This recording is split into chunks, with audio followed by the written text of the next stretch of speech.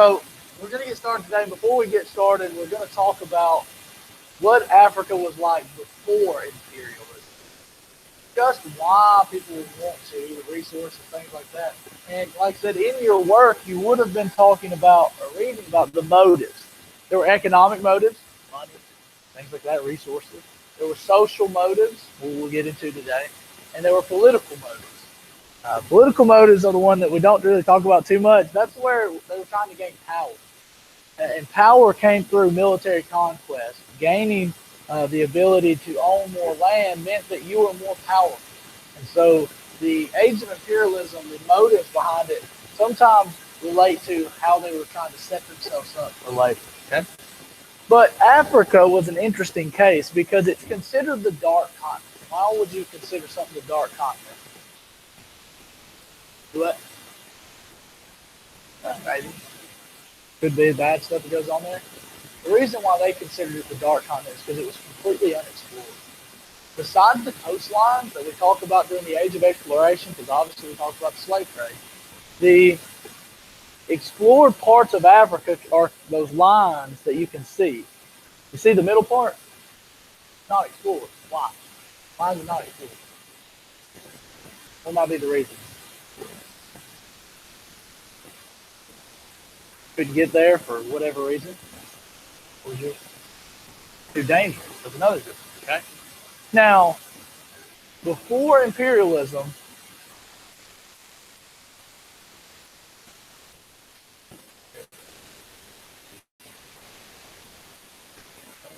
there were over 1,000 languages and groups in Africa. If we all spoke a different language in here, would it be difficult to work together?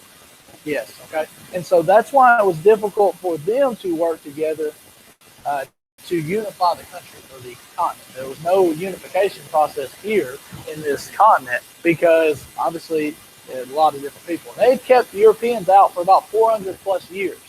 The only people that really gained entry into Africa are missionaries that kind of explored the interior parts of Africa. It was too dangerous. Now, what changes that? What happens in Great Britain, America, Germany, Russia, France? It doesn't happen in all these other places in the world. That makes it maybe more easy or more accessible to go into the interior of Africa. What made them powerful? Okay, yeah, those things did. Because there was a change that happened in those countries specifically. It didn't happen in Africa or in Asia. We discussed in class. The Industrial Revolution. The Industrial Revolution basically made it so that they could go into the part of Africa. Okay? And so it starts with the Belgium. Belgium, the king there, King Leopold II, he sends explorer David Stanley to explore and claim the Congo.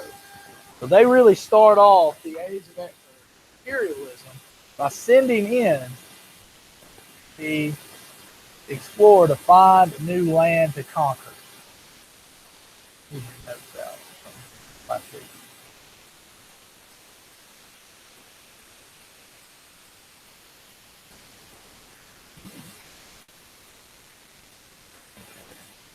And so the interior had been unexplored for the most part due to the terrain and the dangerous conditions there.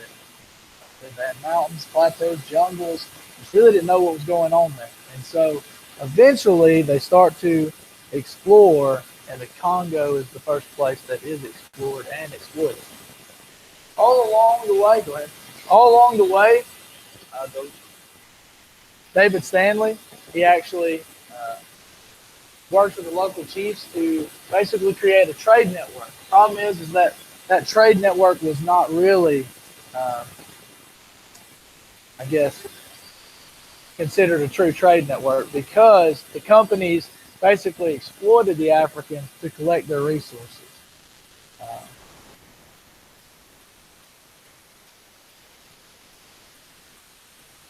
And again, this is the starting off point. This is the beginning of it. So what happens is the world sees what the Belgians are doing, and they start to get a little bit nervous. So other countries take note of the Africans' natural resources. They want a piece of it too.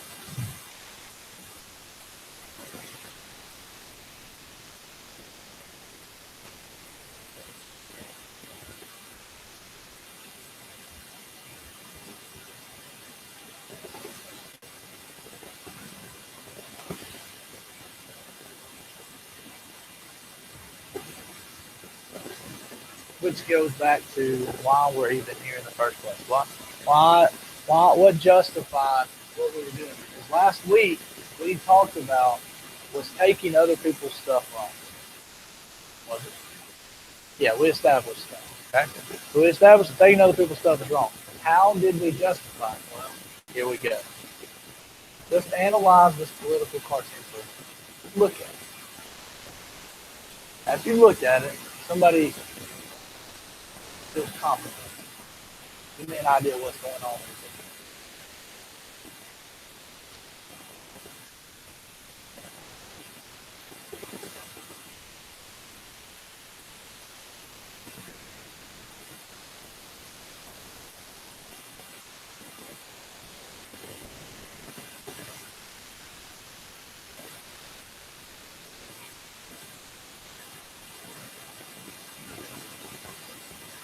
A good way of looking at it. It's one way for sure. And I think that did happen something.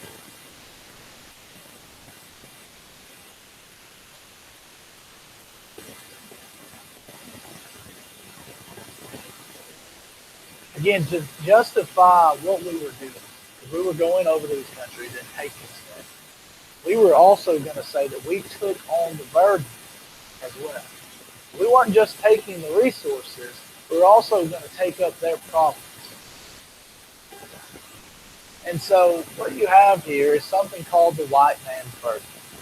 The White Man's Burden was a poem that was written by Rudyard Kipling in the late 1800s.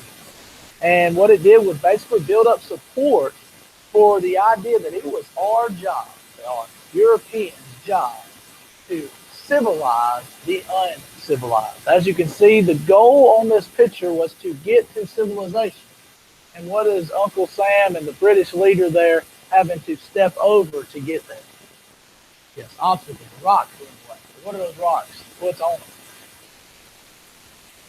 Bad stuff. Yeah, the things that we would consider not civilized, ignorance, brutality, barbarianism, cannibalism, slavery. We were trying to get past all that, right? Get those people to civilization. But what made us the judge of what was right and what was civilized? We just decided for them that we were right, they were wrong, they were not civilized, we weren't. Notice it's not just one group of them, right? It's not just Africans. Everyone. Africans, Indians, Cubans, Muslims. We're taking everybody to civilization. So this idea is what justified us being able to imperialize the world. Both the United States, Great Britain, France, Russia, Germany would all consider this their job. We made it okay, right? We're taking on the bad stuff. We're taking on the burden. Okay? Dan, are you here from me? You want to know she got I should have never been here. So, all that stuff too. They believed it was their responsibility to spread Christianity. They used this idea that they were supposed to spread Christianity and save the world. They were also supposed to civilize and educate other nations. And then lastly, this is actually good thing, in the slave trade. A lot of people didn't like slave trade. Thought it was bad. They wanted to end it. So they did do that. But they did the one good thing to justify taking everybody else's stuff. Yeah, we ended slave trade. We're going to take all your land. Okay?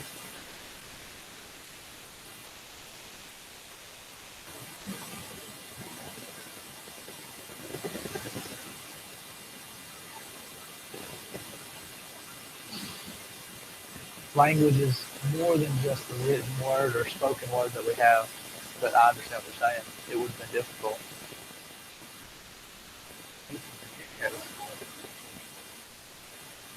That's why, probably not, but you could.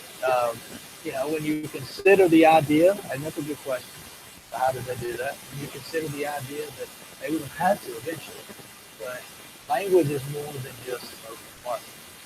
Language is verbalized. And you walk through the hallway and I can do this, right? I just said listen without even saying a word. So we do those things. And so it eventually becomes just a common understanding. But it would have been difficult because it would be difficult for us to speak. We all spoke different languages, but we could communicate because I can all handle the same. You had to learn. So all this sets up something called the Scramble for Africa. If you looked at this picture and based off the name, what do you think the Scramble for Africa is going to be about? Yes, everybody's scrambling. It's crazy, chaotic. Remember the room the other day when y'all were supposed to be, well, some of y'all didn't do very well, but you're supposed to be conquering the world? Yeah, that's what it was going to look like, okay? So, Europeans fear war over claims of Africa. That's what basically starts this off. Remember, 1815 is the last major war kind of idea that we have talked about here. The last time Napoleon, last time Napoleon really, around, and that's the last time that we had this major world conflict. They haven't been war in a long time, so they're trying to work together. So they decide, we don't need to fight over this. You know what? Let's have a big meeting. So they do. They have a big meeting where Otto von Bismarck and Jules Ferry and a couple other world leaders come together and create what's called the Berlin Conference in 1884. This established the principle that European occupation of Africa had to be based on the effective occupation that was recognized by other states. You could occupy whatever you wanted in Africa if it was recognized by everybody else. Notice it says 14 European nations. That means who was not involved in the Berlin Conference? Yes, but who else? Yeah, there's no Africa. So they're like, hey, we're going to divide Africa. You get this, you get this, and you get this, like Oprah out there handing out stuff. At the end of the day, who does not get something? Exactly. There's a disregard to the Africans. Of course, what is that going to lead to? Conflict. We'll get into that in just a minute. So the Berlin Conference led to the scramble for Africa between 1878 and 1914. European powers divided up the entire African continent, except for a few independent nations. We'll talk about those in just a minute. And the whole idea is not only that they divided it up, but when they divided it up, did they know who was grouped with who, where their borders need to be? We created these borders. We'll look at them here in a minute on a map. We created borders that had no regard to tribal lands or people that live there. We just cut it up and said, you own this now. Britain owns this. Russia owns this. China, France owns this. The next thing you know, we got all these conflicts within borders between the locals. So after the Berlin Conference, this is what it looks like divided up. Earlier, I showed you what had been kind of mapped out. It's just the coastline is basically unexplored. It's all inhabited, for the most part, by some European culture. We'll look at that a little bit more later. Okay, so there were some conflicts. We just talked about it. One conflict, Chief Shaka fought against the British in the early 1800s, who commanded the Zulus. And for the most part, this was the Boers, or the British farmers, fought against the Zulus, and they came into contact with them.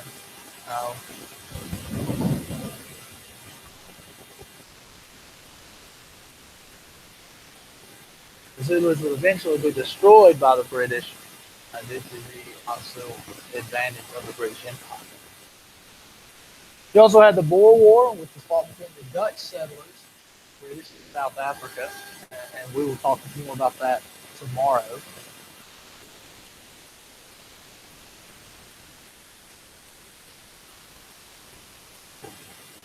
And you had Emperor Menelik II fight against the Italians and actually defeat them, which is somewhat embarrassing for the Italians.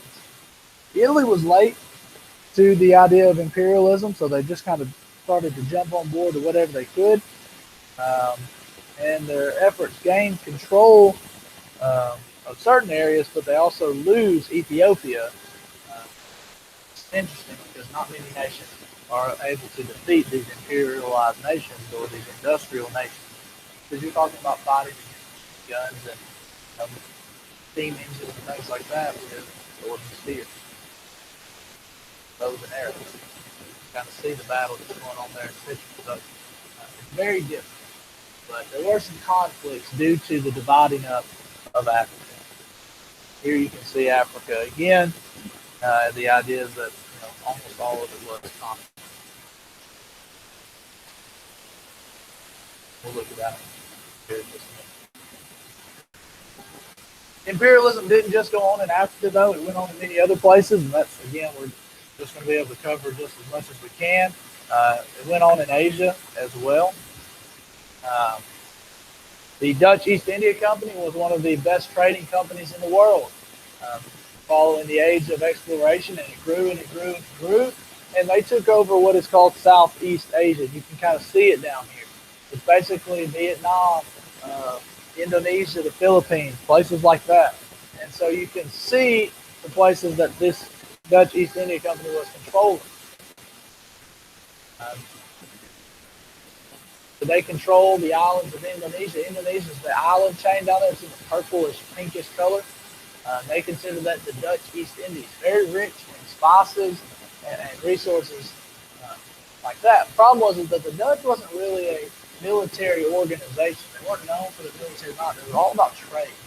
And eventually, their company becomes corrupt and in debt. Loses its charter in 1799, basically ending the Dutch East India Company trading that goes on. Eventually, that's all going to be taken over by the French or the Americans or the British. The imperialism didn't stop in the Southeast Asian area. It also happened in China. British imperialized China through the opium trade. You know what opium is? You didn't know what opium is? Opium is a drug, like marijuana. So they were trading drugs in China heavily to control them, that sphere of influence. What this does is weaken the Qing dynasty, and we're going to talk more about it tomorrow, and force China to trade with the rest of the world. China had been closed off from the world since the age of exploration. If you go back to thinking about what we studied in the first semester, we studied how China and Japan closed themselves off from the world. They said, no more. We're not part of this. We're not trading with anybody. We're going to be self-sufficient. Well, they open the doors to the British, and the British take over everything. And so it really weakens them, forces them to trade with the rest of the world, but they're not going to be very powerful in the world. It leads to something called the open door policy and many conflicts in the 1900s. We're going to talk about those tomorrow.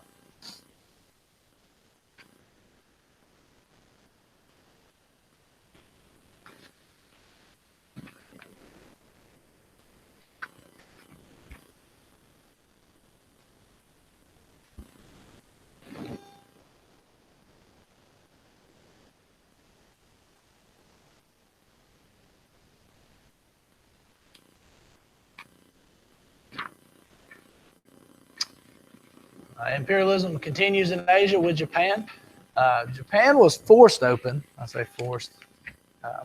Was the only Asian country that did not become a victim of imperialism. Sounds like it there. It says forced open by the U.S. after 1853, or in 1853, after centuries of isolationism.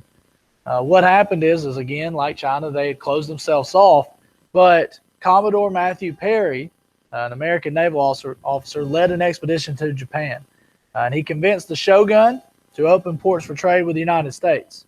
But fearful of domination by foreign countries, Japan, unlike China, reversed its policy of isolation and began to modernize. They began what's called the Meiji Restoration, which ends the rule of the shogun, gives more power to the emperor, and they start to modernize using Western ideas. The goal was to make Japan strong enough to compete with the West or with Europe. And the new leaders would strengthen the military and transform Japan into an industrial society. They would adopt a constitution based on the Prussian model with the emperor at the head. And the government was not intended to promote democracy, but to unite Japan and make it equal to the West. They would eventually build up an army and construct a navy of iron steamships. And so we'll talk about their success in that. And obviously we're going to know that because they become one of the major world powers in the world. Yes.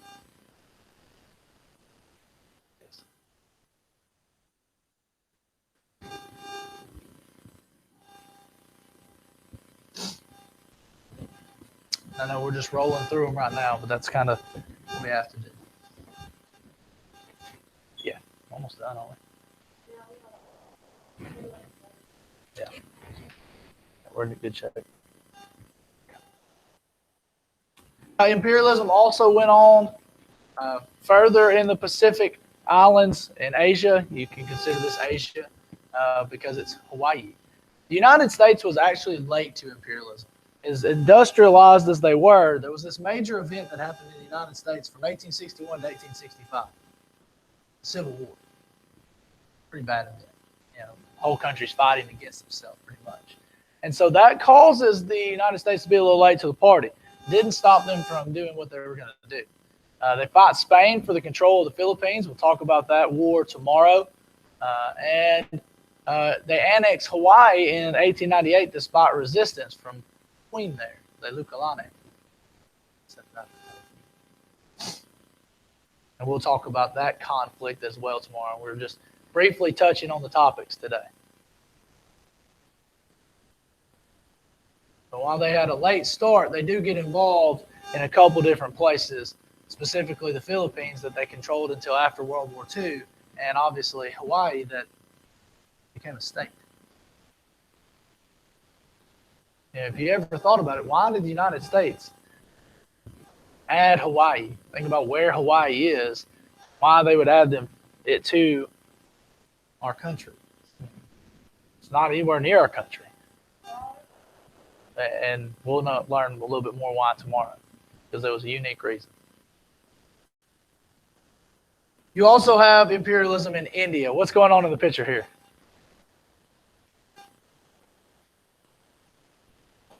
He's milking what? Some country. Which country?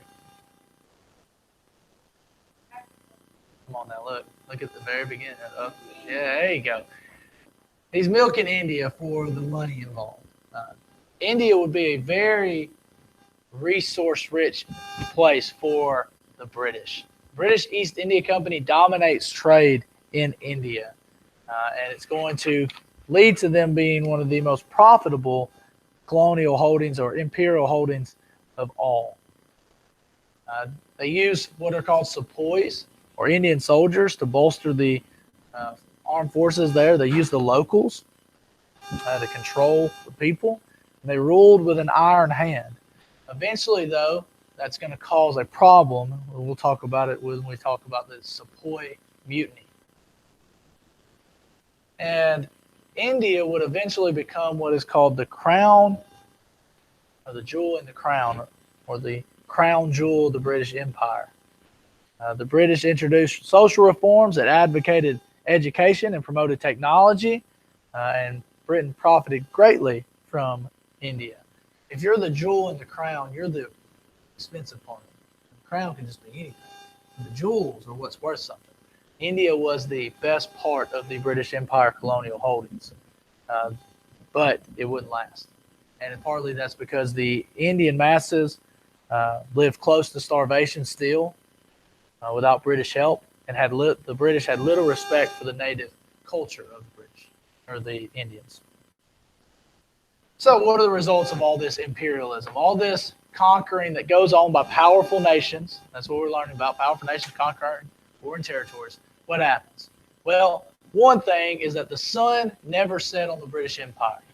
That's like a phrase, but in reality, it was true. What do you think it means? Well, that's a good one. And that's almost, somewhat right. But it actually had a literal meaning as well. They what? In a way, they did. Kind of. All those things are true. For the most part, you're right. And here's why. Look on the map here. Everything in red is what's controlled by the British. So as the earth spins and the sun shines, the sun technically never set on the entirety of the British Empire. Like we have night in the United States at some point in time, and everything in the United States is night, right? For the British Empire during the age of imperialism, that never happened. It was always daytime somewhere in the British Empire because of where they were. If it was in Canada or in Australia or in Britain, somewhere it was daytime because they owned something everywhere because it was so large. They had so much stuff. They had so much control that somewhere it was always daytime. So, more power, more resources, more wealth, more money. Ships. Eventually, planes will come about. You had plenty of time back then. We are the ones that don't like time now. And we are microwaves now. We love everything to be short and quick. Back then, it was just understood. It's going to take 6-8 months to get this. We get mad because our package from Amazon doesn't come in 2 days. They didn't do that. They understood. Exactly. Yeah. Another thing that comes about is that nationalism grows in conquered areas. Remember, nationalism is what? Does anybody remember what nationalism is? We just talked about it a couple weeks ago.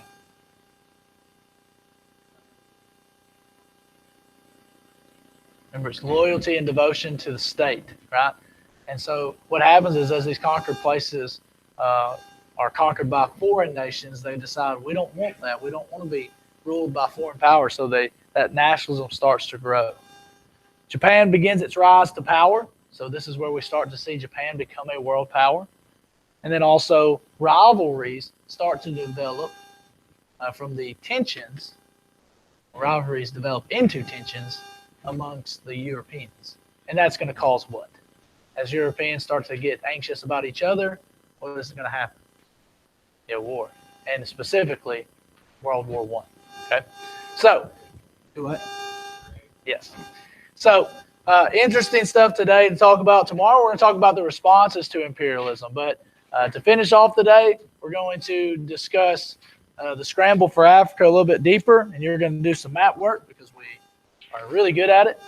And so, what I'm passing out to you is a map of Africa after the scramble for Africa. And what you're going to see is that Africa was divided up heavily and that it was almost all owned by Europeans. And what we really want to look at is how it was divided up, what was held by what nation, and how that might affect Africa going forward. Why certain people think certain ways, why they do certain things based off of their imperial holdings. So, what I want you to do while you're in here today is work on the map. You can work on the questions at any point in time. The directions at the top state that you should color code the map. You will, yes. I'll go over it. You're going to color code each part of the map, or each part of Africa that each imperial power took. So you're learning what was taken, what parts of Africa was taken by the different parts of Europe. you're going to use that map right there that I just had up. Do so. Okay. Then you'll complete the reading and answer the questions. The reading is going back to the ideas that we talked about, the Berlin Conference, and what imperialism is and all these different things, the roles, the motives. It's just reiterating the points that we're talking about. But it's going to be specific about Africa. What I really want you to focus on today is where in Africa these European nations were taking over. I want you to look at those things and color code it. Your map does not have to be the same colors, but your map has to be accurate. So color in the certain areas to see what imperial holdings were held by who had the most, who had the least, and just take a look and see how different Africa was from the picture on the front. If you flip over to the front side, you can see Africa in 1880, how it was not controlled by different nations, how most of it was unexplored. But within about 20 years, it was completely explored. It was completely divided up. And guess what? Most of these borders that were created in the 1800s are still there today. So we created something in the 1800s without regard to the Africans at all. And guess what it did? It stuck. And they still deal with these issues today over tribal lands and different ideas that we, as Europeans, did not help them in any way. Okay? So I've got plenty of colored pencils over here. Make sure you get the map done today because this is hard to find. And answer the questions at home if you need to. Okay? If you have any questions at home, send me an email. If not, hope you have a great day.